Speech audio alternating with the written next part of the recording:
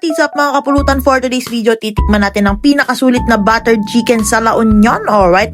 Syempre kasama natin dyan si Wawa Wiwaw. Maulan-ulan ng panahon pero walang makakapigil sa amin. Dito pala kami kakain sa Fiesta Diner, ang good taste ng LU. Located lang siya sa may town proper ng San Fernando City, La Union. Maluwang ang dining area, di kayo magsisiksikan. Meron pa sa second floor. Simple lang yung mga pagkain nila dito. Pero yung talagang binabalik-balikan ko, tong buttered chicken nila. Nasa 300 to 340 pesos isang order. Grabe, napakarami na. Half lang yan ha. Pero di lang yun yung in-order namin. Meron pang sinigang na baboy, sinigang na hipon, sweet and sour fish, crispy pata at stir fry pansit. Talagang busog-lusog na naman kami ni Wawa Wiwaw sa food trip. Ire-recommend ko nga sa inyo yung mga pagkain dito. Mura na pero hindi tinipid sa rekado. Malasang malasa pa rin siya. Hindi magpapatalo sa mga mamahaling restaurant dito sa LU. Kung nakatikim na kayo sa good taste ng Baguio, same lang sila dito mga kapulutan. Iba lang yung pangalan. Authentic yung lasa, walang pinagkaiba. Kaya kung naghahanap kayo ng mura at masarap na pagkainan dito sa San Fernando City, La Union, subukan nyo na dito sa Fiesta Diner. Located sila sa Barangay 1, San Fernando City, La Union. Along National Highway lang kaya di mahirap hanapin. At kung may sasakyan kayo, dito yung parking space nila sa tabi ng Polylife. Ayun lang mga kapulutan, another solid food trip na naman. Wala na naman kaming masabi kundi alright.